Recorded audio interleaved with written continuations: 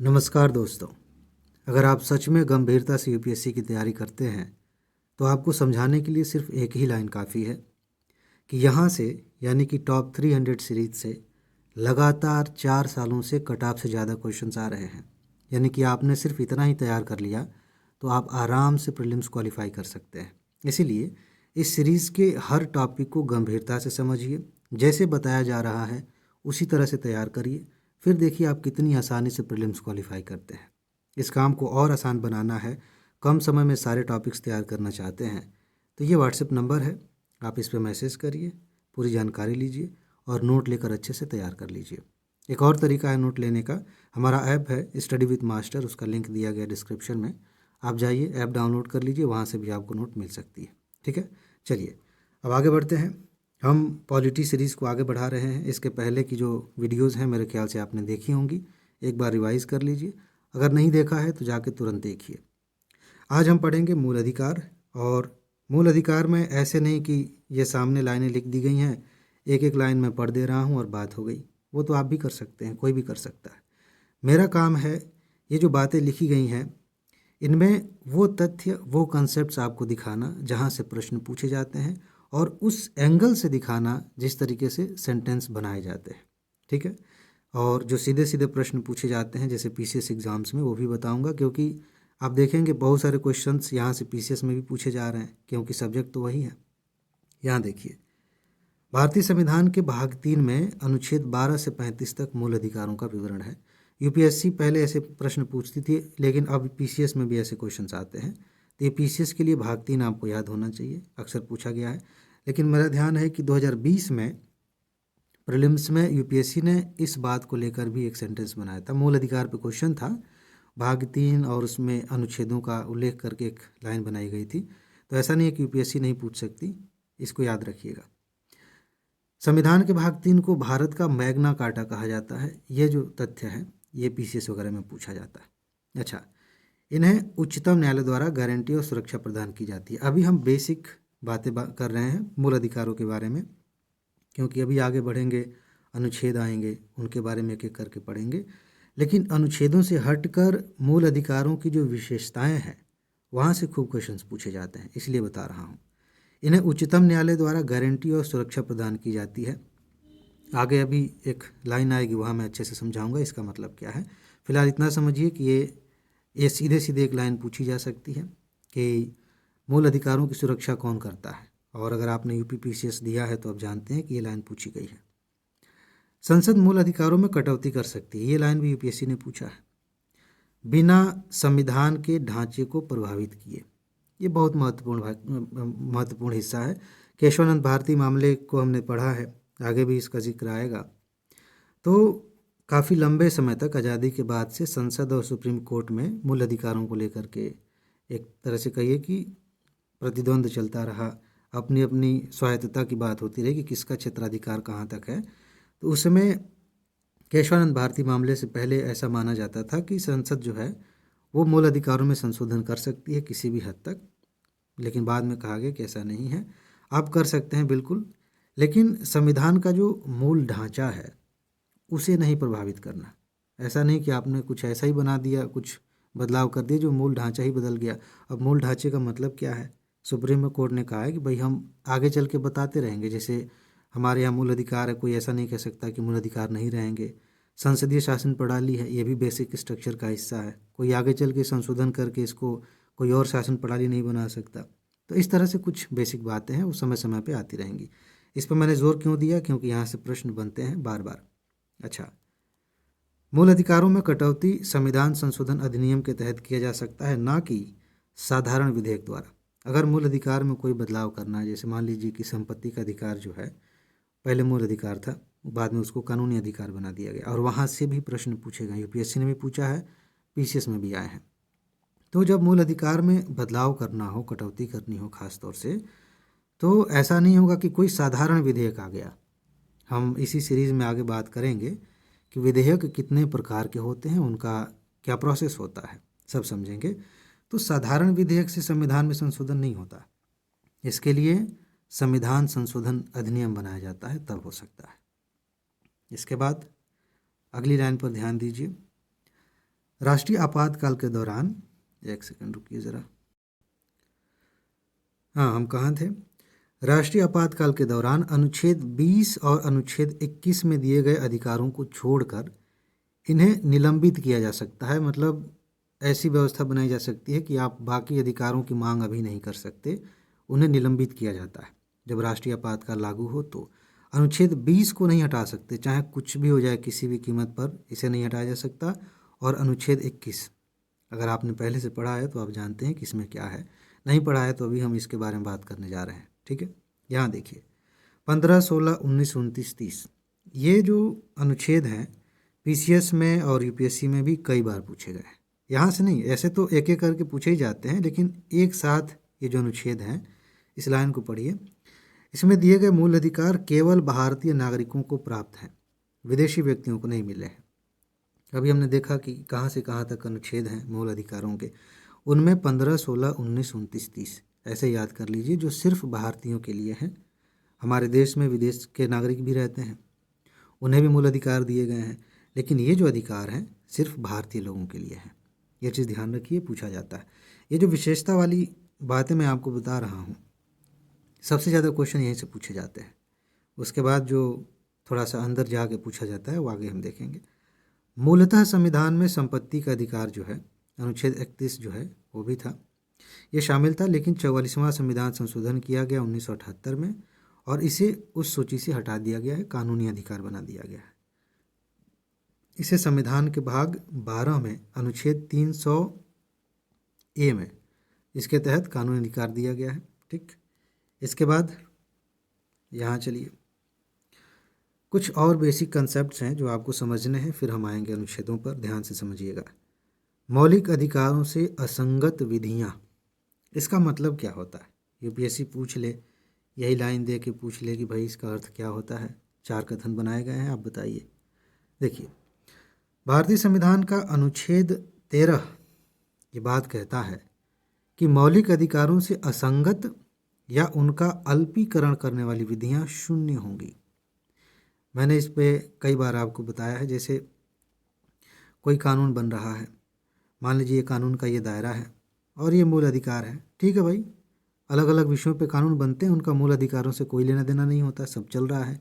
जैसे मान लीजिए कि आपके मूल अधिकार बने हुए हैं और सरकार ने खाद्य सुरक्षा से संबंधित कोई कानून बनाया कि सबको बेहतर पोषण मिलना चाहिए, स्वास्थ्य के लिए कानून बन गया, कोई दिक्कत नहीं है, सब बढ़िया चल रहा है।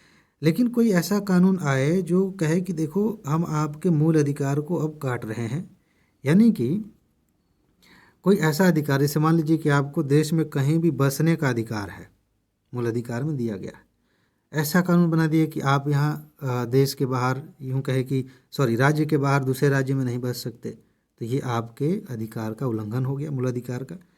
तो अनुच्छेद 13 कहता है कि इतना जो ये घुसा है ना इधर, इसको हम शून्य कर देंगे। मूल अधिकार को अगर कम करने वाली कोई विधि है तो उतना हिस्सा हम कहेंगे कि ये माना ही नहीं जाएगा, बाकी कानून चलेगा, ये इतना हिस्सा जो है ये अपने तरीके से चलता रहे, कोई बात नहीं। लेकिन उस कानून में कोई ऐसा प्रावधान है जो मूल अधिकारों को छोटा कर रहा है, काट रहा है, या उसके साथ मैच नहीं होता, इनडायरेक्टली वो उल्लंघन कर रहा है मूल अधिकारों का, तो उसे हम शून्य कर देंगे।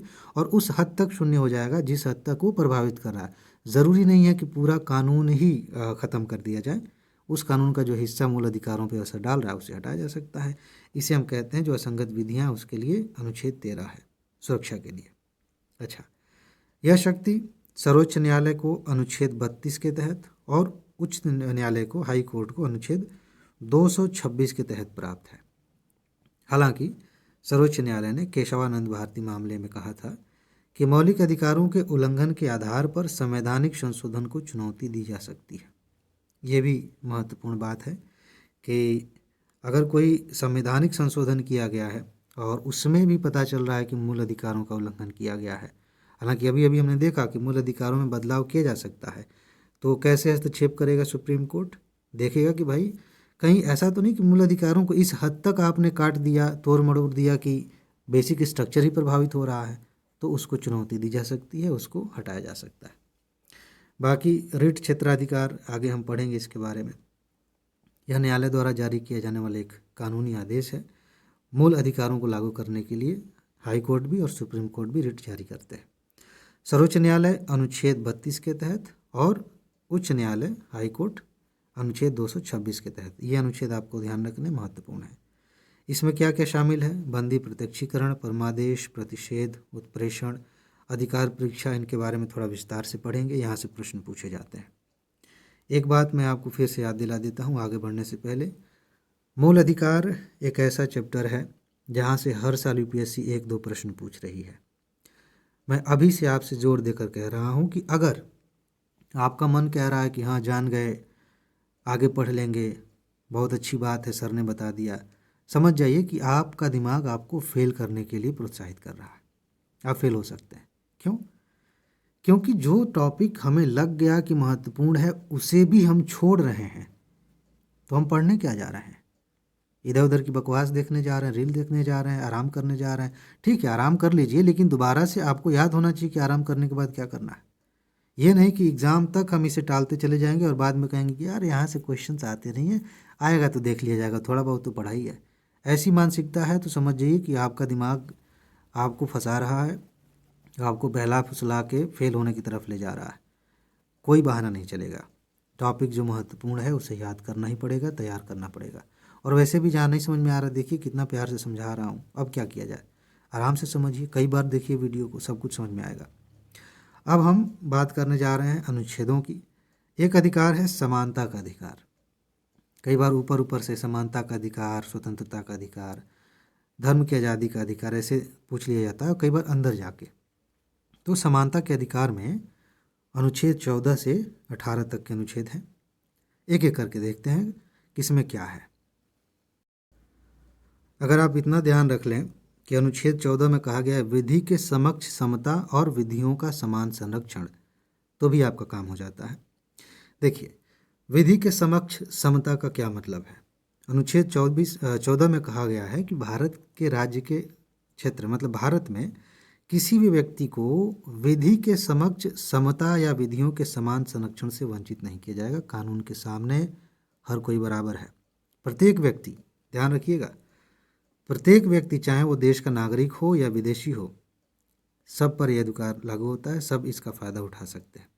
इसके अतिरिक्त व्यक्ति शब्द में विधिक व्यक्ति भी शामिल हैं, जैसे संवैधानिक निगम हैं, कंपनियां हैं, और इसके अलावा पंजीकृत समितियां हैं। ये भी हैं। ये बहुत महत्वपूर्ण है। पूछा जा सकता है कि विधिक व्यक्ति का क्या मतलब है। और आजकल एक नया कंसेप्ट चला है कि नदियों को भी विधिक व्यक्ति के रूप में दर्जा दिया जाता है, तो उनको भी अधिकार प्राप्त होगा। ठीक है। अपवाद क्या है, इसमें थोड़ा समझ लीजिए। अनुच्छेद 361 के अंतर्गत भारत के राष्ट्रपति और राज्यपालों को शक्तियां प्रदान की गई हैं। एक सेकंड, एक छोटी सी दिक्कत हो रही है मुझे। हाँ, चलिए देखते हैं। तो ये मैं कह रहा था कि अनुच्छेद 361 के तहत राष्ट्रपति और राज्यपालों को कुछ शक्तियां दी गई हैं। राष्ट्रपति या राज्यपाल जब वो काम कर रहे हैं अपने कार्यकाल के दौरान, वो किसी भी अपने निर्णय के प्रति, मतलब निर्णय को लेकर न्यायालय के प्रति जवाबदेह नहीं होंगे। मतलब उनसे ये नहीं पूछा जाएगा कि आपने ये फैसला क्यों किया। और कायदे से देखा जाए तो प्रैक्टिकल भी है। क्यों? क्योंकि भाई राष्ट्रपति और राज्यपाल के पास ज़्यादातर मामलों में उतनी शक्ति है ही नहीं फैसला लेने की। संसद कानून बना रही है, राज्य विधायिका कानून बना रही है, उन्होंने सिग्नेचर कर दिया, तो ये भी एक रीज़न है। और भी कई कारण हैं। फिलहाल राष्ट्रपति या राज्यपाल के विरुद्ध उनकी पदावधि के दौरान किसी भी न्यायालय में किसी भी प्रकार की दंडात्मक कार्रवाई चालू नहीं की जा सकती। ये चीज़ आपको ध्यान रखना है। इसके बाद सिविल मामले कभी कभी चलाए जा सकते हैं, उसका भी एक क्राइटेरिया है कि समय कितना लेके उनको जो है बुलाया जाएगा। आगे हम इस बारे में बात करेंगे। 361A के अनुसार कोई भी व्यक्ति यदि संसद या राज्य विधानसभा के दोनों सदनों या उनमें से किसी में भी है, सत्य कार्रवाई से संबंधित विषय वस्तु का प्रकाशन समाचार पत्र में करता है, तो उस पर किसी भी प्रकार का दीवानी या फौजदारी मुकदमा देश के किसी भी न्यायालय में नहीं चलाया जा सकता। ये एक बेसिक बात है। अनुच्छेद 5 में कहा गया है, 105 में, संसद या उसकी किसी समिति में संसद के किसी सदस्य द्वारा कही गई किसी बात या दिए गए किसी मत के संबंध में उसके विरुद्ध न्यायालय में कोई कार्रवाई नहीं की जा सकती। ये जो अपवाद हैं असली क्वेश्चन यहाँ से बनते हैं जो लोगों के गलत होते हैं। अनुच्छेद 194 में एक बात कही गई है कि राज्य विधानमंडल में या उसके किसी समिति में विधानमंडल के किसी सदस्य द्वारा कही गई किसी बात या दिए गए किसी मत के संबंध में उसके विरुद्ध कार्रवाई नहीं की जाएगी। विदेशी कोई शासक है, राजदूत हैं, कूटनीतिज्ञ हैं, दीवानी और फौजदारी मुकदमों से मुक्त होंगे। जैसे मान लीजिए कोई दूसरे देश का, जर्मनी का राजदूत है, अमेरिका का है, उनको जो है इन दीवानी और फौजदारी मुकदमों से मुक्ति दी गई है। ठीक है। इसके बाद अनुच्छेद 15 क्या कह रहा है भाई? धर्म, मूल वंश, लिंग और जन्म स्थान के आधार पर किसी के साथ भेदभाव नहीं किया जाएगा। ये पूछ लिया जाता है, याद रखिए। धर्म, मूल वंश, लिंग, जन्म स्थान, 4 आधार यहाँ दिए गए हैं। कई बार इसमें थोड़ी सी चालाकी की जाती है और कामा लगा के भाषा भी लिख दिया जाए तो आपको लगा हाँ धर्म, मूल वंश, लिंग, जाति, हाँ जाति भी लिख दिया जाए, भाषा भी लिख दिया जाए, तो इसे फ्लो में लगता है कि हाँ ये भी होगा। जो यहाँ लिखा गया उसको ध्यान रखिएगा, उसके आधार पर अनुच्छेद 15 में ये बात कही गई है। अब देखिए, बेसिक बात है, आप चाहें तो यहाँ से पढ़ सकते हैं। यहाँ अपवाद थोड़ा सा देख लीजिए क्या है इसमें। महिलाओं, बच्चों और सामाजिक रूप से जो पिछड़े लोग हैं, अनुसूचित जाति जनजाति के लोग हैं, उनके लिए आरक्षण की व्यवस्था की जा सकती है। ये महत्वपूर्ण है। कायदे से देखा जाए तो ये आप कह सकते हैं कि फिर इन्हें तो विशेष लाभ दिया जा रहा है। कानून के सामने अभी कहा गया कि सब बराबर हैं, कोई भेदभाव नहीं किया जाएगा। तो इनके साथ विशेष व्यवहार इसलिए किया जा रहा है क्योंकि लंबे समय से जिस तरह से सामाजिक परिस्थितियां रही हैं उसका असर ये हुआ है कि इसकी वजह से पिछड़ गए हैं। महिलाएं भी पिछड़ी हैं और भी समाज के वर्ग हैं, तो उनको बराबरी पे लाने के लिए उपाय किए जा सकते हैं। ठीक है। इसके बाद इसी से संबंधित जो हम बात डिस्कस कर रहे हैं, लोक नियोजन के विषय में अवसर की समानता, अनुच्छेद 16 है। इसमें राज्य सरकार के अधीन, मतलब राज्य सरकार से मतलब यहाँ केंद्र सरकार भी है, राज्य सरकार भी। पॉलिटी में जब राज्य शब्द इस्तेमाल किया जाता है, स्टेट, तो सामान्य तौर पर किसी देश की बात होती है। ठीक है। तो उसमें जो सरकार है उनकी अलग अलग कैटेगरीज हो सकती हैं, लेयर्स हो सकते हैं, उस पर नहीं जाते। तो इसमें नियुक्तियों से संबंधित बात की गई है कि अवसर की समानता होगी नौकरी लेने के मामले में। अपवाद ये है कि राज्य नियुक्तियों में आरक्षण का प्रावधान करता है या किसी पद को पिछड़े वर्ग के पक्ष में कानून बना सकता है जिसका राज्य में एक मिनट, कुल मिला के ये है, ये लाइन थोड़ी सी टेढ़ी लिख दी गई है कि ऐसे भी कानून बनाए जा सकते हैं कि अगर किसी पद पर किसी खास वर्ग के लोग नहीं हैं, उनका प्रतिनिधित्व नहीं है, तो उनके लिए आरक्षण की व्यवस्था की जा सकती है। सिविल सर्विसेज में आप देख ही रहे हैं, ये होना भी चाहिए। अच्छा, इसके बाद इसके अतिरिक्त किसी संस्था या इसके कार्यकारी परिषद के सदस्य या किसी भी धार्मिक आधार पर व्यवस्था की जा सकती है। तो ये थोड़ा सा बहुत अभी आगे हम देखेंगे, धार्मिक संस्थाओं को मैनेज करने के लिए कुछ विशेष प्रावधान किए जाते हैं। वक्फ बोर्ड के बारे में अभी आपने हाल ही में चर्चा सुनी थी, तो ये कुछ बातें हैं। इसके अलावा अनुच्छेद 17,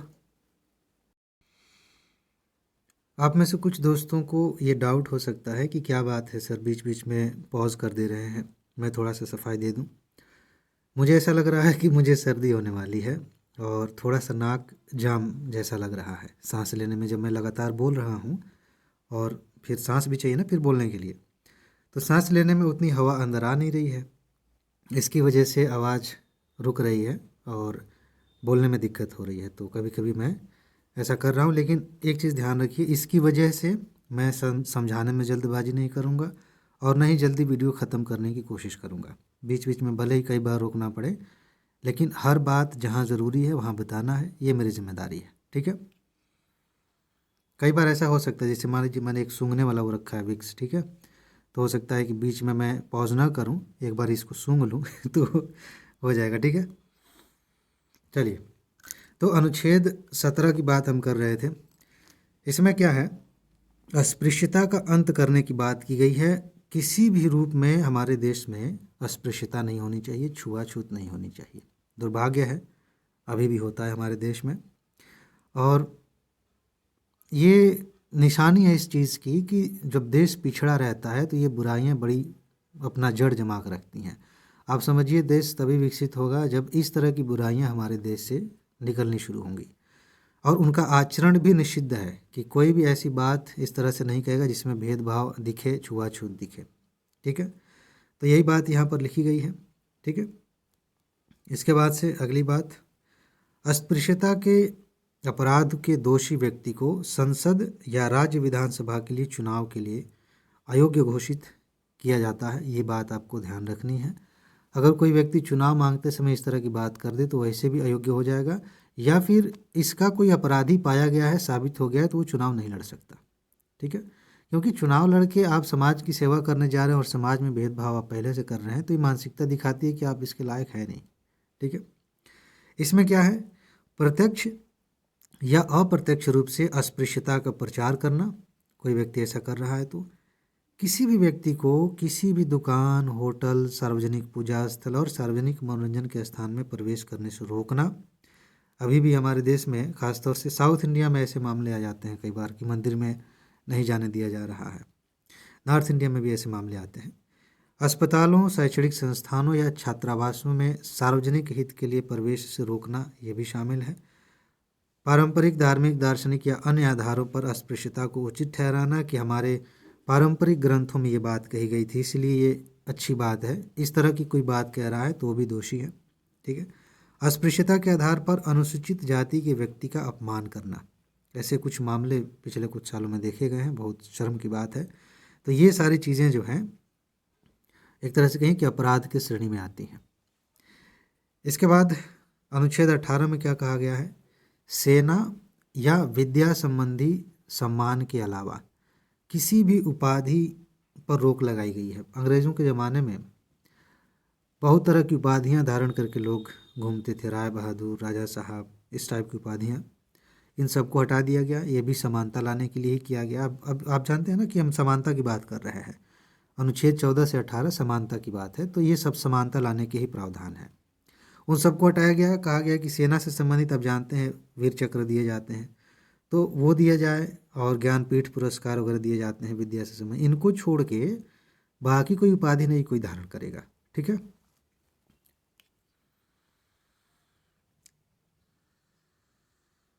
आप समझ गए होंगे कि मैं क्या कर रहा था। चलिए, तो इसमें यही बात है, कुछ खास इसमें ध्यान देने वाली बात नहीं है।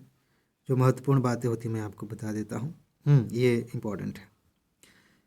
राज्य के अधीन लाभ या विश्वास का पद धारण करने वाला कोई व्यक्ति किसी विदेशी राज्य से या उसके अधीन किसी रूप में कोई भेंट स्वीकार करता है, कोई उपलब्धि पाता है या कोई पद प्राप्त करता है तो राष्ट्रपति की सहमति के बिना स्वीकार नहीं कर सकता। मतलब कोई व्यक्ति है जो हमारे यहाँ समझ लीजिए सिविल सर्वेंट है, लाभ का पद पे है, विश्वास के पद पे है, और किसी दूसरे देश की सरकार ने उसे, मान लेते हैं चाइना की सरकार ने कोई इनाम दिया, तो लेने से पहले बताना पड़ेगा। और उसका रीज़न भी यही है कि भाई हो सकता है कि आदमी उस देश के फेवर में काम करने लगे, तो थोड़ा संभल के। ठीक है, इसके बाद अगला अधिकार है स्वतंत्रता का अधिकार। अभी हम किसकी बात कर रहे थे, समानता की, अब बात करेंगे स्वतंत्रता की। और स्वतंत्रता में अनुच्छेद 19 से लेकर 22 तक, इसमें आपको कुछ बातें रट लेनी है, याद कर लेनी है। बाकी कुछ चीज़ें ऐसी हैं कि सीधे सीधे यूपीएससी ने कई बार पूछा है। सबसे पहले तो आप ये रटिए, रटने का मतलब रटना ही होता है, दिमाग में किसी भी रूप में उसे बैठाना ही होता है। 6 तरह के अधिकार दिए गए हैं अनुच्छेद 19 में। वाक और अभिव्यक्ति, आप कुछ भी बोल सकते हैं, अपने आप को किसी भी रूप में व्यक्त कर सकते हैं, चित्र बनाकर, गाना गा के, कविताएँ लिख करके, नाच के, या यूँ कहें कि सम्मेलन कर, ये तो है ही यहाँ पर, मतलब अभिव्यक्त करने के जितने तरीके हो सकते हैं आप कर सकते हैं। सम्मेलन का अधिकार है, आप सम्मेलन कर सकते हैं, लोगों को बुला सकते हैं। संघ बनाने की आज़ादी है, कहीं भी देश में आने जाने की आज़ादी है, कहीं भी आप निवास कर सकते हैं, और रोजगार के लिए कोई भी ऑप्शन चुन सकते हैं। अपवाद है इन सब में, ध्यान रखिएगा।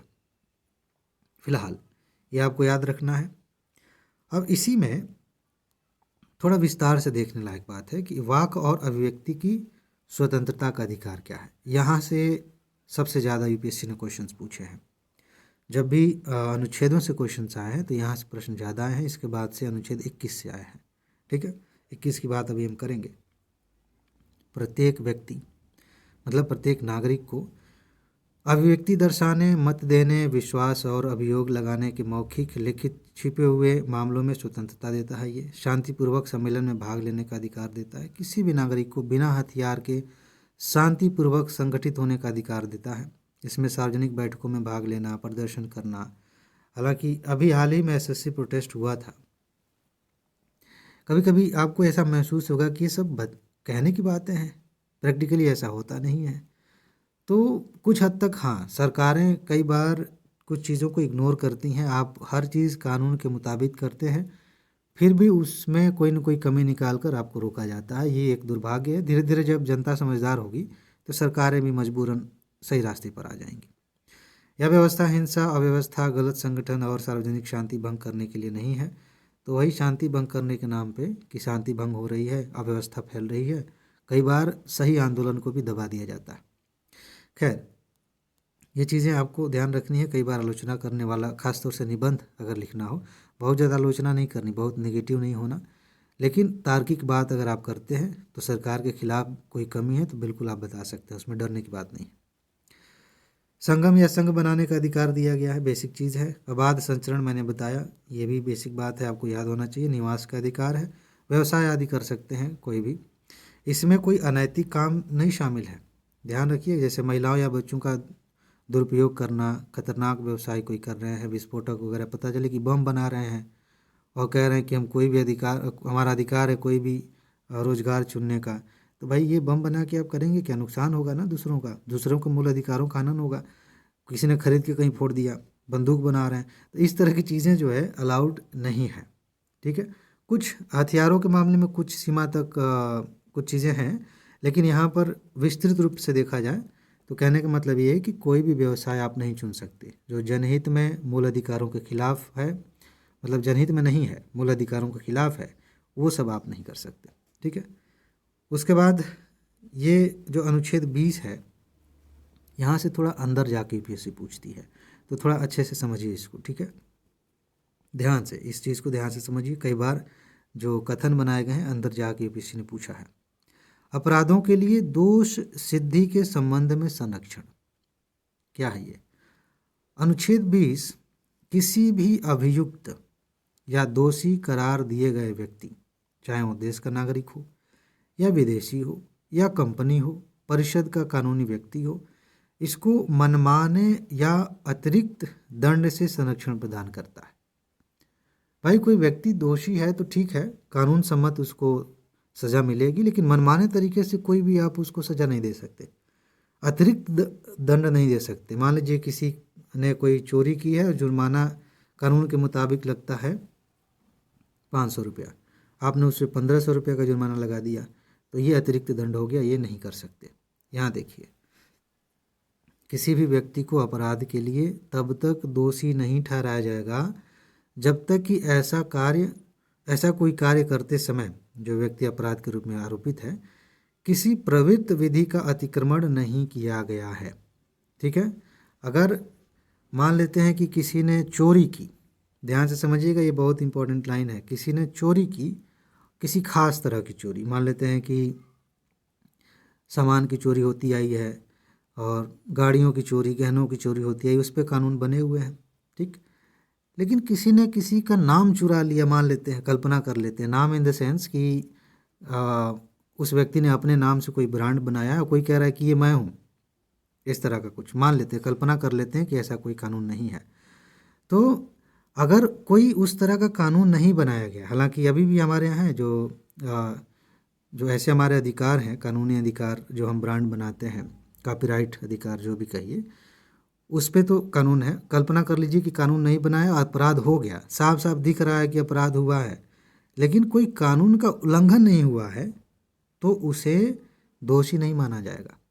कई बार नए नए क्राइम निकल कर आते हैं, जैसे साइबर क्राइम, बहुत पहले तो आज से लगभग मान लीजिए 30 साल पहले किसी ने इसके बारे में नहीं सोचा होगा कि इस तरह से होगा कि कोई डिजिटल अरेस्ट हो जाएगा। तो वो हो रहे हैं ना, नए नए क्राइम आते हैं तो उसके लिए कानून बनते हैं। तो जिस पर अपराध का आरोप लगाया गया है, अगर उसने किसी कानून का उल्लंघन नहीं किया है तो उसे तब तक दोषी नहीं माना जाएगा। किसी भी व्यक्ति को एक ही अपराध के लिए एक से ज़्यादा बार दंड नहीं दिया जाएगा। कोई आदमी चोर है, उसकी पहचान है मोहल्ले में, पकड़ाया है, पिटाया है, जेल में गया, 1 महीने जेल में रहा, फिर छूट गया, किसी ने फिर पकड़ के लिया, पहुंचा दिया थाने कि सर ये चोर है, ये चोरी करता है, तो उसे भले ही उस ठप्पा लगे कि ये चोरी करता है, साइकिल चुराता है। हमारे यहाँ तो लोग बहुत कुछ चुरा रहे हैं, लेकिन छोटा एग्जाम्पल लेते हैं। तो दोबारा पकड़ के ले गए तो फिर सज़ा नहीं होगी। उसने एक बार चोरी की, उसको उसकी सज़ा मिल गई है। दोबारा कोई गलती करेगा अलग से, तब उसको सज़ा मिलेगी। एक ही अपराध के लिए एक से ज़्यादा बार सज़ा नहीं दी जाएगी। ठीक है। किसी भी अपराध के लिए अभियुक्त व्यक्ति को स्वयं अपने विरुद्ध साक्षी होने के लिए बाध्य नहीं किया जाएगा, जैसा कि सामान्य तौर पर काफ़ी होता है। और कई बार ये ऐसा लगता है कि ठीक भी है, कई बार लगता है कि ठीक नहीं है। कई बार पुलिस इसका गलत इस्तेमाल करती है, यूँ कहें कि ज़्यादातर, कि व्यक्ति को पीट पीट के ज़बरदस्ती कुछ उगलवा लो। और कई बार कुछ इतने ढीठ होते हैं चोर या कोई भी क्रिमिनल, वो बताते नहीं हैं।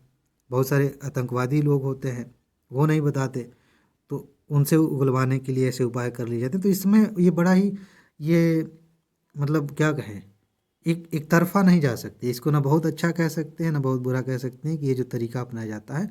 लेकिन हाँ, कानूनी रूप से ये बात है कि किसी को अपने ही विरुद्ध कोई अपराध करने के लिए नहीं कहा जा सकता कि तुम बताओ कि तुमने ही किया था।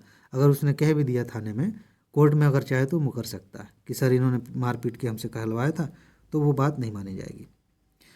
इसके बाद ये अनुच्छेद आपसे पूछा जाता है, प्राण और दैहिक स्वतंत्रता का संरक्षण।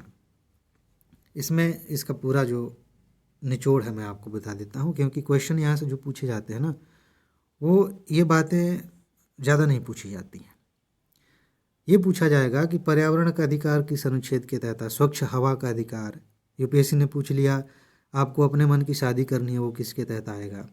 तो इस तरह की जो बातें हैं जो आपके जीवन को प्रभावित करती हैं, जो जीवन की गुणवत्ता को प्रभावित करती हैं, वो इसमें आती हैं। और ये बहुत लंबी लिस्ट है, इसमें अगर लिस्ट देने लगें तो बहुत कई पेजेस हो जाएंगे उसी की। तो कुल मिला के ये है कि कोई भी सरकार ऐसा कोई कानून नहीं बनाएगी जो उसके प्राण के अधिकार को किसी भी तरीके से प्रभावित करे। ठीक है, ये चीज़ आप ध्यान रखिएगा। और कानून के तहत रहते हुए भी अगर किसी की जान भी लेनी है, मतलब फांसी की सज़ा देनी है, तो विधि सम्मत होना चाहिए। ऐसा नहीं कि किसी को भी पकड़ के लटका दें। ठीक है ना। एक चीज़ इसमें जोड़ी गई थी, संविधान में संशोधन किया गया और फिर जोड़ा गया है प्रारंभिक शिक्षा का अधिकार, अनुच्छेद 21A। ये पूछा जाता है, पीसीएस वगैरह में ज़्यादा पूछा जाता है। 6 से 14 वर्ष की आयु के जितने भी बच्चे हैं उनके लिए निःशुल्क और अनिवार्य शिक्षा की व्यवस्था सरकार करेगी, ये प्रावधान किया गया है। ठीक है। यह प्रावधान केवल आवश्यक शिक्षा के एक मौलिक अधिकार के अंतर्गत है, न कि उच्च और व्यावसायिक शिक्षा के लिए, बेसिक एजुकेशन के लिए। 6 से 14 वर्ष के जो बच्चे होते हैं उनको कौन सा आप मतलब ज़्यादा स्किल आप क्या सिखा पाएंगे। बस ये है कि अनपढ़ ना रह जाएं, समझदारी उनके अंदर डेवलप हो जाए। अगर बहुत गरीब भी हैं, उनके माँ बाप उनको आगे नहीं पढ़ा सकते, तो सरकार इतनी जिम्मेदारी ले कि 14 वर्ष तक उन्हें पढ़ाए, हाई स्कूल तक मान लीजिए। ठीक है, उस उम्र तक पढ़ाए, हाई स्कूल इंटर तक, सरकार अपने खर्चे पे एक तरह से। और उसके बाद से देखा जाएगा, वो अगर खुद पढ़ना चाहें तो स्कॉलरशिप की भी व्यवस्था होती है, ना पढ़ना चाहे तो इतने समझदार हो जाएं कि अपना जीवन यापन अच्छे से कर लें। इसके बाद यह प्रावधान कब जोड़ा गया था पूछा जाता है, 86वें संविधान संशोधन 2002 के द्वारा जोड़ा गया था। क्रम में लगाने के लिए पूछ लिया जाता है। 86वें संशोधन से पहले भी संविधान में भाग 4 के अनुच्छेद 45 के तहत बच्चों के लिए निःशुल्क और अनिवार्य शिक्षा का प्रावधान किया गया था। बताइए भाग 4 किससे संबंधित है, पूछा जाता है। ठीक है, कई बार इसमें ये जो लिखा जाता है भाग 4, 5, 3, ये जैसे 3 आपने आई बना दिया, कई बार लोग कंफ्यूज हो जाते हैं। आप 1 से 10 तक का तो याद कर लीजिए। ठीक है ना, 10 तक का नहीं, 1 से 20 तक में सारी बातें आपको समझ में आ जाती हैं। नहीं तो सब कुछ पढ़ के गए हैं, भाग 4 पढ़ के गए हैं और ऐसे लिखा हुआ है, फिर कंफ्यूज हो जाएंगे। इसी को ऐसे लिख दिया जाए तो ये 6 हो जाएगा, फिर आप कंफ्यूज हो जाएंगे। तो जल्दबाजी में ये कन्फ्यूजन बनी रहती है। ये 5 है। ठीक है ना, तो मेरे ख्याल से बेसिक आपने ये पढ़ा हुआ है। इसके बाद 22 में क्या कहा गया है, कुछ दशाओं में गिरफ्तारी और निरोध से संरक्षण। क्या कहा गया इसमें? किसी व्यक्ति को निरोध और गिरफ्तारी से संरक्षण दिया गया है। हिरासत दो तरह की होती है, एक होता है दंड विषयक और एक होता है निवारक निरोध। दंड विषयक हिरासत एक व्यक्ति जिसने अपराध स्वीकार कर लिया है, न्यायालय ने दोषी ठहरा दिया, फिर उसको पकड़ के जेल में डाल दिए, ये दंड विषयक हिरासत है। निवारक हिरासत का मतलब होता है कि बिना सुनवाई के किसी को आपने बंद कर लिया है, हिरासत में ले लिया, अभी कोई सुनवाई नहीं हुई है, कोई अपराध सिद्ध नहीं हुआ, बस लग रहा है कि आदमी गलत काम करने वाला है, और इसका मिसयूज़ खूब होता है, बहुत ज़्यादा। हर सरकार ने अलग अलग समय पे किया है, तो ये इसका इस्तेमाल किया जाता है। एक सेकंड।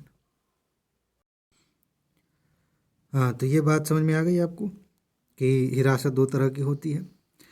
अनुच्छेद 22 का पहला भाग साधारण कानूनी मामले से संबंधित है। इसमें क्या क्या शामिल है थोड़ा समझ लीजिए। गिरफ्तार करने के आधार पर मतलब सूचना देने का अधिकार है, बताना पड़ेगा क्यों गिरफ्तार किया गया है। विधि व्यवसायी से मतलब कहें कि वकील से परामर्श और प्रतिरक्षा करने का अधिकार दिया गया है। किसी को आप साधारण कानूनी मामले हैं तो बाकायदा बताया जाएगा कि देखिए हम वारंट लेके आए हैं। जो मजिस्ट्रेट हैं उनके सामने 24 घंटे के अंदर यात्रा के समय को मिलाकर पेश होने का अधिकार है।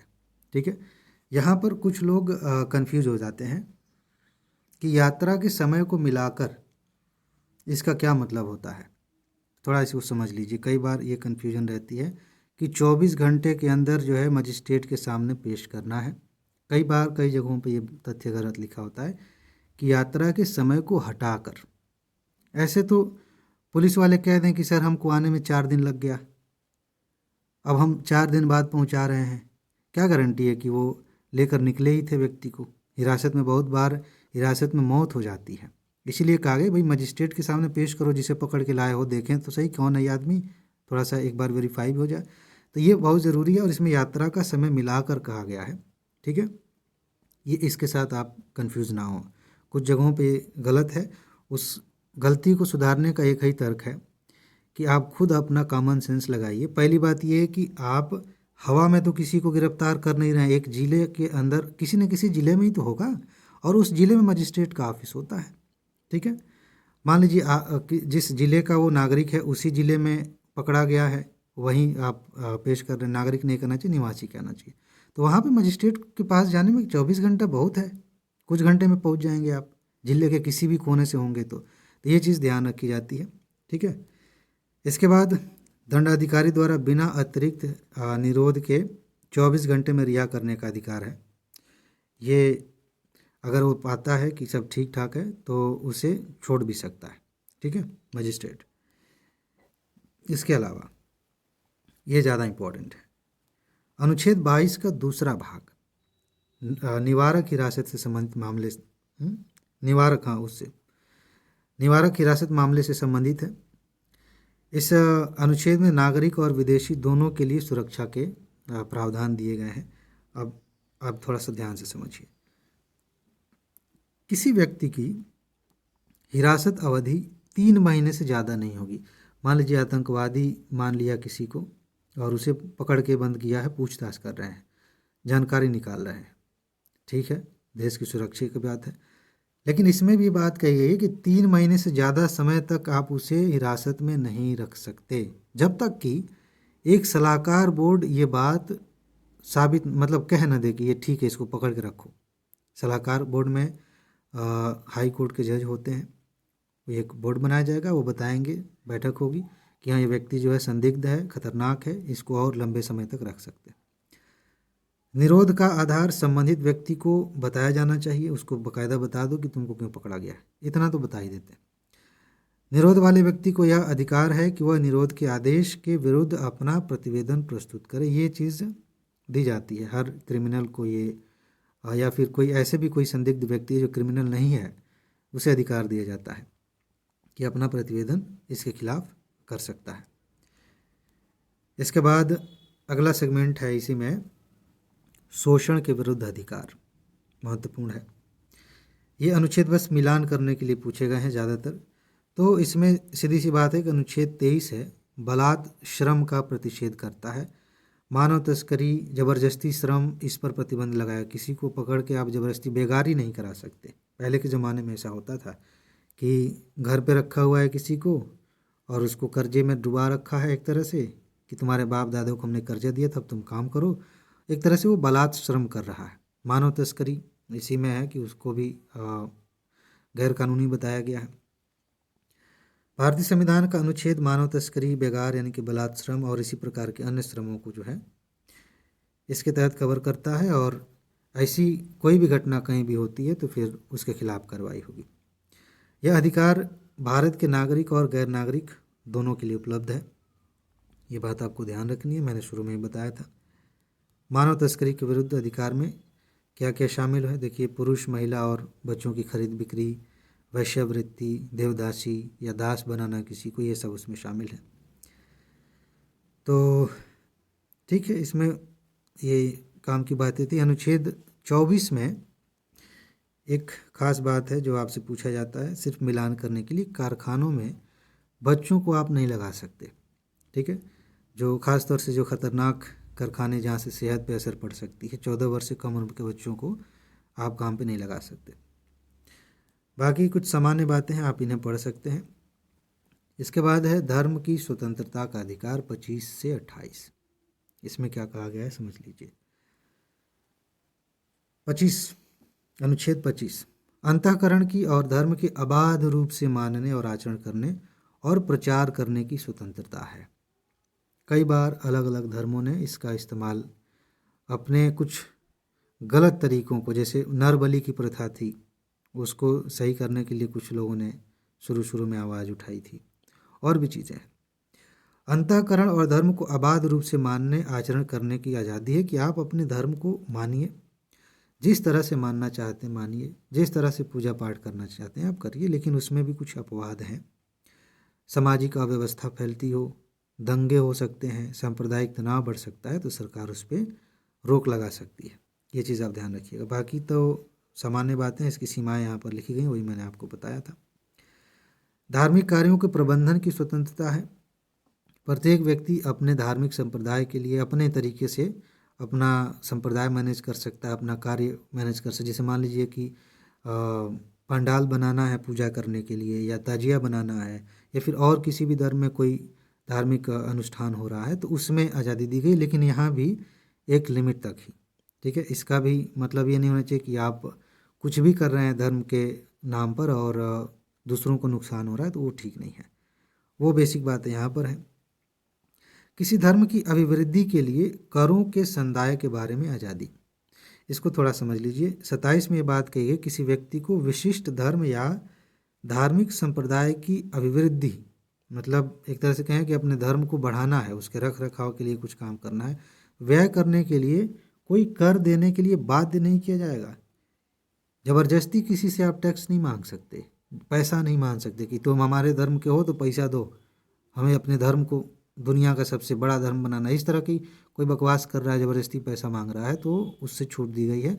अधिकार दिया है कि भाई तुम्हें मानना नहीं मानना तुम्हारे ऊपर। इसीलिए नॉर्मली आप देखते हैं लोग जब धार्मिक काम के लिए चंदा मांगते हैं तो वो स्वैच्छिक रखते हैं कि आपकी जो इच्छा हो आप दीजिए। ज़बरदस्ती नहीं कर सकते कि 1,000 लेकर रहेंगे तुमसे। ठीक है, अब कोई हंसी मजाक में कह दे दोस्त है कि भाई इससे ज़्यादा नहीं, इससे कम नहीं होना चाहिए, वो अलग चीज़ है, लेकिन थोपा नहीं जा सकता। इसमें कहा गया है कि राज्य कर के रूप में एकत्रित धन को किसी विशिष्ट धार्मिक उत्थान और रख रखाव के लिए व्यय नहीं कर सकता। यह भी चीज़ है कि किसी खास, मान लीजिए कि सरकार ने पैसा लिया है, टैक्स लिया, और किसी एक धर्म के रख रखाव के लिए पैसा लगा रही है, ये नहीं किया जा सकता। ठीक है, ये चीज़ ध्यान रखिएगा। हालांकि बहुत सारे संस्थान, बहुत सारे हिंदू मंदिर सरकार के हस्तक्षेप से मतलब प्रबंधित होते हैं, तो उसका जो पैसा आता है, जैसे चढ़ावा चढ़ता है, उस पैसे को मैनेज किया जाता है। उसमें थोड़ा बहुत सरकार के प्रतिनिधि भी शामिल होते हैं, वो होता है, लेकिन सरकारी पैसे से किसी खास धर्म को बढ़ावा नहीं दिया जा सकता, जो टैक्स का पैसा है उससे।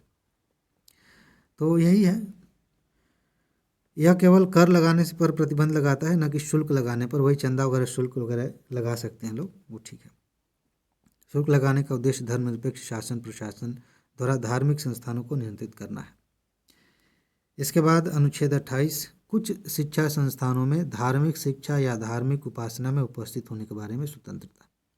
एक बात आपको पता होनी चाहिए, बिल्कुल क्लियर होनी चाहिए कि भारत सरकार किसी भी स्कूल में, ख़ासतौर से सरकारी स्कूल में, किसी खास धर्म के प्रचार के लिए कोई बात नहीं कर सकती, उसके पक्ष में झुकी हुई नहीं हो सकती।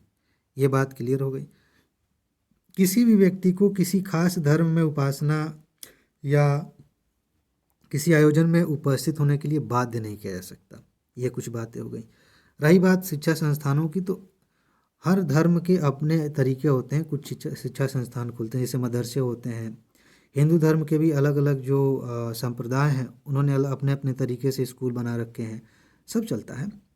उसमें क्या है कि अगर पूरी तरह से पैसा वो लगा रहे हैं, वो अपने हिसाब से अपने समुदाय से पैसा लेकर के, चाहे हिंदू हो, मुस्लिम हो, सिख हो, ईसाई हो, वो अपने तरीके से मैनेज कर रहे हैं, तो सरकार उसमें हस्तक्षेप नहीं करेगी। लेकिन अगर सरकार से पैसे लेते हैं, बहुत सारे ऐसे मदरसे भी होते हैं और बहुत सारे ऐसे हिंदू संस्थान भी हैं जो स्कूल चलाते हैं ट्रस्ट के रूप में, अलग अलग रूप में सरकार से पैसे लेते हैं, तो उसमें थोड़ा सा रूल्स का ध्यान रखना होता है। सरकार उसमें थोड़ा बहुत हस्तक्षेप करती है। इस तरह की कुछ बातें यहाँ पर लिखी गई हैं, या आप इसे पढ़ सकते हैं। संस्कृति और शिक्षा संबंधी अधिकार, ये आपसे पूछा जाए किसमें है? अनुच्छेद 29 और 30 में है। इसमें क्या है? अल्पसंख्यकों की, यहाँ पर ध्यान दीजिएगा, भाषा, लिपि और संस्कृति की सुरक्षा की बात की गई है। अल्पसंख्यकों की ये बात, जैसे मैंने शुरू में समानता के अधिकार में कहा था, ये 3 शब्द आपको पता होने चाहिए, याद कर लीजिए। इसमें मैं थोड़ा सा पढ़ के आपको बता देता हूँ। अल्पसंख्यकों के हितों का संरक्षण, अनुच्छेद 19 यह प्रावधान करता है कि भारत के किसी भी भाग में रहने वाले नागरिक के किसी भी अनुभाग को अपनी बोली, भाषा, लिपि या संस्कृति को सुरक्षित रखने का अधिकार है। इसके अतिरिक्त किसी भी नागरिक को राज्य के अंतर्गत आने वाले संस्थान या उससे सहायता प्राप्त संस्थान में धर्म, जाति या भाषा के आधार पर प्रवेश से नहीं रोका जा सकता कि तुम ये भाषा बोलते हो इसलिए तुम नहीं आ सकते, ये नहीं कर सकते। ठीक है, 1 मिनट जरा सांस लें।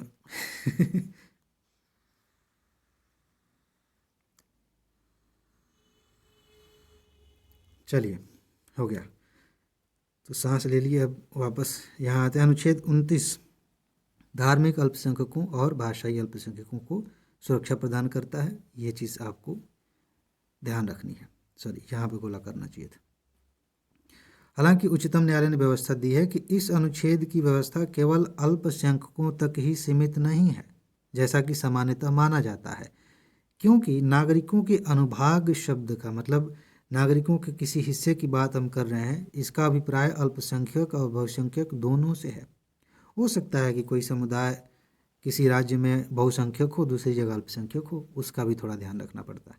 ठीक है, फिर अनुच्छेद 30 है शिक्षा संस्थान की स्थापना और प्रशासन का अल्पसंख्यक वर्गों का अधिकार।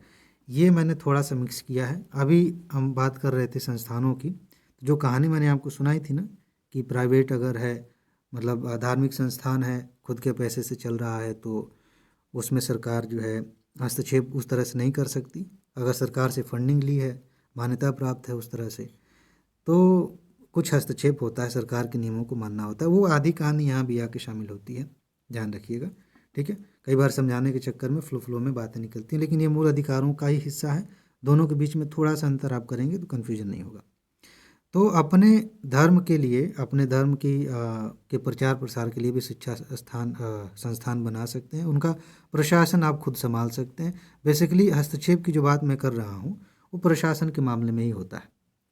बहुत सारे धार्मिक संस्थान हैं जहाँ पर टीचर्स की जो वैकेंसी है, जो पद हैं, उनमें सरकार हस्तक्षेप करती है। ठीक है, तो ये कुछ बातें हैं, बेसिक चीज़ें हैं, आप इनको यहाँ पढ़ सकते हैं। इसके अलावा कुछ अनुच्छेद यहाँ पर दिए गए हैं। अनुच्छेद 31, 31A, 31B और C। थोड़ा ध्यान से समझिए। संविधान के भाग 3 में उल्लिखित 7 मौलिक अधिकारों में से संपत्ति का अधिकार एक था।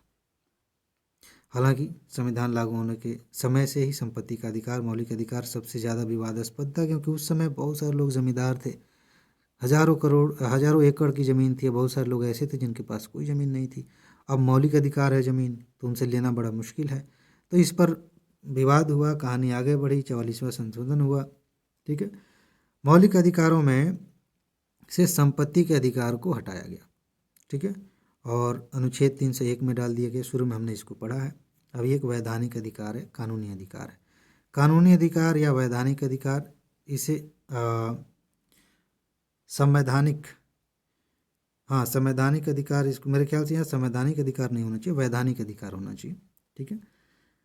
लेकिन कह सकते हैं संविधान में ये बात है तो संवैधानिक भी कह सकते हैं, बस मूल अधिकार नहीं है। हाँ ये बात बिल्कुल ठीक है। कानूनी अधिकार कह सकते हैं, विधिक अधिकार कह सकते हैं, संवैधानिक अधिकार कह सकते हैं, मूल अधिकार नहीं कह सकते, ठीक है। क्योंकि संपत्ति का अधिकार उतना भी कमज़ोर अभी नहीं है। सरकार अगर आपका घर है वहाँ से रोड बनाना चाहती है तो बाकायदा उसका मुआवजा देती है, बाकायदा कई मार्केट लेवल से 3-4 गुना ज़्यादा कानून बनाया गया इसके लिए, ज़्यादा पैसे दिए जाते हैं तब आपकी ज़मीन ली जाएगी। ऐसा नहीं कि बस सरकार ने कानून बनाया और जहाँ मर्जी वहाँ लोगों की ज़मीन ले ली। तो ये कुछ बातें हैं। अनुच्छेद 31 ने कई संवैधानिक संशोधनों का नेतृत्व किया, ये सब संशोधन हुए थे। बाकी जो पहला संविधान संशोधन था वो अनुच्छेद 31A और 31B को संविधान में शामिल किया गया। 25वें संशोधन 1971 द्वारा संविधान में अनुच्छेद 31C शामिल किया गया। ये कुछ सामान्य सी बातें हैं। इनमें जो बातें यहाँ पर अभी मैंने थोड़ा सा बताया था, यहाँ देख सकते हैं। राज्य द्वारा संपदाओं का अधिग्रहण और संबंधित अधिकार दिए गए हैं कि अगर किसी का अधिग्रहण किया जाएगा ज़मीन का तो क्या अधिकार होंगे। राज्य द्वारा संपत्ति के प्रबंधन का दायित्व संभालना, निगमों का विलय कैसे किया जाएगा, निगमों के निदेशकों या शेयरधारकों के अधिकारों का पुनर्निर्धारण और समाप्ति कैसे की जाएगी, ये सब बात जो है यहाँ पर दी गई है। तो ये चीज़ें आप पढ़ सकते हैं, बेसिक बातें हैं। इसके बाद से जो चीज़ मुझे आपको बतानी है, संवैधानिक उपचारों का अधिकार, मोस्ट इम्पॉर्टेंट। मतलब बाकी भी ज़रूरी था जो शुरुआत में मैंने पढ़ा, वो भी जहाँ जहाँ मैंने आपको याद दिलाया, लेकिन एक अलग से अनुच्छेद 32 ज़्यादा महत्वपूर्ण हो जाता है। मूल अधिकारों को प्रवर्तित कराने के लिए सीधे सुप्रीम कोर्ट जाने का अधिकार है। कायदे से अलग अलग लेवल बनाए गए हैं। छोटी मोटी समस्या होती है तो आदमी ज़िले के न्यायालय में जाता है, उससे बड़ी समस्या है इस लेवल पे नहीं हल हो पा रही है तो हाई कोर्ट जाते हैं, फिर सुप्रीम कोर्ट। ऐसा नहीं है कि ज़मीन का विवाद है और पहुंच गए सुप्रीम कोर्ट, ये फिर भगा दिए जाएंगे वहाँ से। जो मूल अधिकारों का जो मामला है उस मामले में आप डायरेक्ट सुप्रीम कोर्ट जा सकते हैं, बाकी के अपने अपने लेवल बनाए गए हैं। अनुच्छेद 32 को संविधान का सबसे महत्वपूर्ण अनुच्छेद माना जाता है क्योंकि यह प्रावधान करता है कि मौलिक अधिकारों के संरक्षण का अधिकार स्वयं में एक मौलिक अधिकार है। This is the most important line. ध्यान रखिए कि मौलिक अधिकारों के संरक्षण का अधिकार भी अपने आप में मौलिक अधिकार है, यानी कि इसको भी हटा नहीं सकते। ये भी मूल अधिकारों के तहत ही है और मूल अधिकारों का संरक्षण भी कर रहा है। बहुत कमाल की चीज़ है। यह एक पीड़ित नागरिक के मौलिक अधिकारों के प्रवर्तन के लिए उपायों का एक तरह से उपाय ही प्रदान करता है, अधिकार देता है। सर्वोच्च न्यायालय ने बात ये कही है कि अनुच्छेद 32 में संविधान की मूल विशेषताएं हैं, मतलब इसको हटा नहीं सकते। इस तरह इसे संविधान संशोधन करके नहीं बदला जा सकता। इसमें 4 प्रावधान शामिल हैं। मौलिक अधिकारों को प्रवर्तित करने के लिए समुचित कार्रवाइयों द्वारा सर्वोच्च न्यायालय में समावेदन करने का अधिकार प्रत्यभूत है, बात कही गई है। सर्वोच्च न्यायालय को किसी भी मौलिक अधिकार के संबंध में निर्देश या आदेश जारी करने का अधिकार होगा। संसद को यह शक्ति प्राप्त है कि वह किसी भी अन्य न्यायालय को सभी प्रकार के निर्देश आदेश जारी करने की शक्ति प्रदान कर सकती है और सामान्य तौर पर हाई कोर्ट को भी रिट जारी करने की शक्ति है। और शायद इसी में आगे हम पढ़ें या फिर अगले लेक्चर में हम कभी देखेंगे कि रिट क्षेत्राधिकार में हाई कोर्ट ज़्यादा पावरफुल है सुप्रीम कोर्ट से। आगे कौन सी लाइन थी, यहाँ कोई अन्य न्यायालय उच्च न्यायालय सहित शामिल नहीं है क्योंकि अनुच्छेद 26 पहले से ही निर्धारित करता है कि ये उच्च न्यायालय क्या एक ही बतिया कई बार अच्छा, ये उच्च शक्तियाँ उच्च न्यायालय में निहित हैं, ठीक है। मतलब कहने का ये है कि हाई कोर्ट और जो सुप्रीम कोर्ट है वहाँ तो आप जा सकते हैं, चाहे तो सीधे हाई कोर्ट जाइए, सीधे सुप्रीम कोर्ट जाइए, कोई लिमिटेशन नहीं है। बाकी इसके अलावा जो है उनके लिए कानून बना के कहा जा सकता है कि आप भी रिट जारी कर सकते हैं, जैसे डिस्ट्रिक्ट लेवल के जो कोर्ट होते हैं वहाँ। सर्वोच्च न्यायालय में जाने के अधिकार को इस संविधान द्वारा अन्यथा उपबंधित के सिवाय निलंबित नहीं किया जा सकता। इसके अलावा यहाँ देखिए, राष्ट्रपति राष्ट्रीय आपातकाल के तहत इनको स्थगित कर सकता है। ये बात महत्वपूर्ण है, क्योंकि अभी हमने देखा था सिर्फ 2 ही अनुच्छेद हैं जिनको राष्ट्रीय आपातकाल के दौरान हटाया नहीं जा सकता, बाकी सब हटाए जा सकते हैं। और अभी अभी हमने कहा कि ये अनुच्छेद मूल अधिकार का हिस्सा है, भले उसकी रक्षा भी कर रहा है। तो मूल अधिकारों में जितने अनुच्छेद हैं उनको निलंबित किया जा सकता है वो आपातकाल के दौरान, लेकिन 20 और 21 को नहीं हटा सकते। ये बहुत महत्वपूर्ण है, आप भूल रहा होगा तो फिर से जाकर रिवाइज कर लीजिएगा। तो ये कुछ बेसिक बातें हैं। अनुच्छेद 32 के अनुसार मौलिक अधिकारों कानून इसके प्रयोग की अनिवार्य शर्तें, ठीक है, इसको आप एक बार पढ़ सकते हैं। मेन बातें हमने देख ली हैं। अनुच्छेद 33, 34 और 35, नॉर्मली हम यहाँ तक नहीं पहुँचते। अनुच्छेद 32 तक खींच खाच के हम पढ़ लेते हैं और सोचते हैं काम हो गया। कई बार यहाँ से प्रश्न पूछ लिए जाते हैं। 33 में क्या कहा गया है? यह संसद को अधिकार देता है कि वह सशस्त्र बलों, अर्धसैनिक बलों, पुलिस बलों, खुफिया एजेंसियों और अन्य के मौलिक अधिकारों को युक्त प्रतिबंधित कर सकती है। आपने फिल्मों में देखा होगा कि कोई सरकार का ही व्यक्ति है, एजेंट है, और किसी मिशन पे जा रहा है और कहा जा रहा है कि ऐसा है, अगर तुम मर गए तो हम नहीं मानेंगे कि तुम हमारे देश के नागरिक हो। खासतौर से जो स्पाई यूनिवर्स की फिल्में होती हैं उसमें बात कही जाती है। तो ये अनुच्छेद 33 के तहत है कि आप चाहें तो नौकरी छोड़ दीजिए, नहीं तो अगर आप इसमें हैं तो आपके कुछ मूल अधिकारों पर रोक लगाई जा सकती है। जैसे कि सशस्त्र बल हैं, सेना में लोग गए हैं, वो कहें कि हमारा मूल अधिकार है, हमें इतना आराम करना चाहिए, हमें इतना सोना चाहिए, तो कहेंगे ठीक है, जब घर जाओ, युद्ध चल रहा है और या फिर नहीं भी चल रहा है, उसकी तैयारी हो रही है, तुम्हें हमें ये ट्रेनिंग देनी है, तुम कह रहे हो कि अधिकार हमारा ये है, तो वहाँ पर अधिकारों का उल्लंघन किया जा सकता है कानून बनाकर। ठीक है, कानून बनाकर ध्यान रखिएगा, ऐसा नहीं कि कभी भी किसी भी तरह से मूल अधिकारों का उल्लंघन हो जाएगा। इस प्रावधान का उद्देश्य उनके समुचित कार्य करने और उनके बीच अनुशासन को बनाए रखना है, यही बात है। अनुच्छेद 33 के तहत कानून बनाने का अधिकार सिर्फ संसद को है, राज्य विधानमंडल इसमें कुछ नहीं करेंगे। संसद द्वारा बनाए गए कानून को किसी न्यायालय में किसी मौलिक अधिकार के उल्लंघन के संबंध में चुनौती नहीं दी जा सकती। अगर इसके आधार पर कानून बनाया गया है तो कोई व्यक्ति उसे चुनौती नहीं दे सकता। ये बात ध्यान रखिएगा, यहाँ से क्वेश्चन आए तो लोग नहीं कर पाते हैं जिन्होंने नहीं पढ़ा है। तो ये चीज़ है, यहाँ पे देख लीजिए। सैन्य बलों के सदस्यों की अभिव्यक्ति का अभिप्राय है, इसमें वे कर्मचारी भी शामिल हैं जो सेना में नाई, बढ़ई, मैकेनिक, बावर्ची, चौकीदार, बूट बनाने वाले, दर्जी आदि का काम करते हैं। ये सब उसमें शामिल हो जाएंगे सैन्य बलों में, इन पर भी वो लागू होगा वो कानून। 34 में क्या कहा गया है? यह मौलिक अधिकारों पर तब प्रतिबंध लगाता है जब भारत में कहीं भी मार्शल लॉ लागू हो।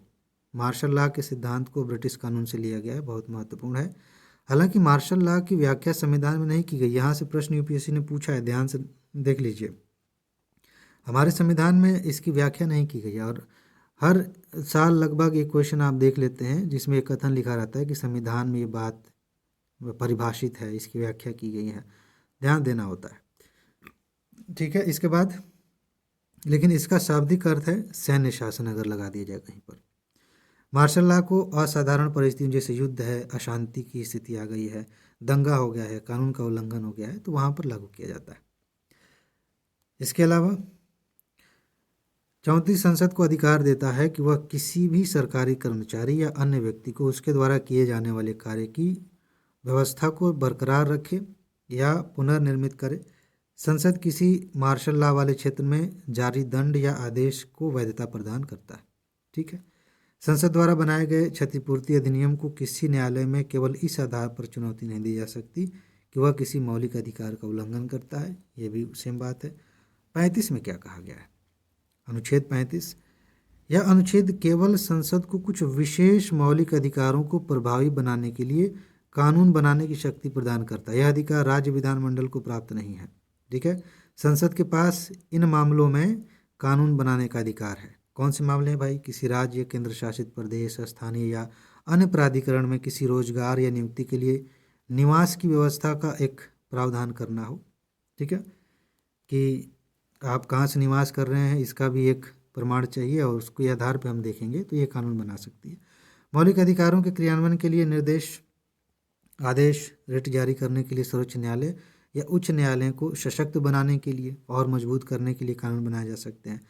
सशस्त्र बलों, पुलिस बलों आदि के सदस्यों के मौलिक अधिकारों पर प्रतिबंध लगाने के लिए हो सकता है। किसी सरकारी कर्मचारी या अन्य व्यक्ति को किसी क्षेत्र में मार्शल लॉ के दौरान किए गए किसी भी कृत्य के लिए क्षतिपूर्ति देना हो सकता है। और अनुच्छेद 35 संसद के उपरोक्त विषयों पर कानून बनाने का प्रावधान सुनिश्चित करता है। यद्यपि इनमें से कुछ अधिकार राज्य विधानमंडल यानी कि राज्य सूची के पास भी होते हैं, राज्य सूची में है मतलब राज्य विधानमंडल इस पर कानून बना सकती है। तो आज के लेक्चर में 1 घंटे का हो गया। आज के लेक्चर में हमने मूल अधिकार अच्छे से पढ़ लिया है। इसके अलावा आपको कुछ भी पढ़ने की ज़रूरत नहीं है। 1 या 2 प्रश्न 2026 के लिए बुक हो गए हैं। अब आपके ऊपर है कि आप इसे कितना अच्छे से तैयार करते हैं।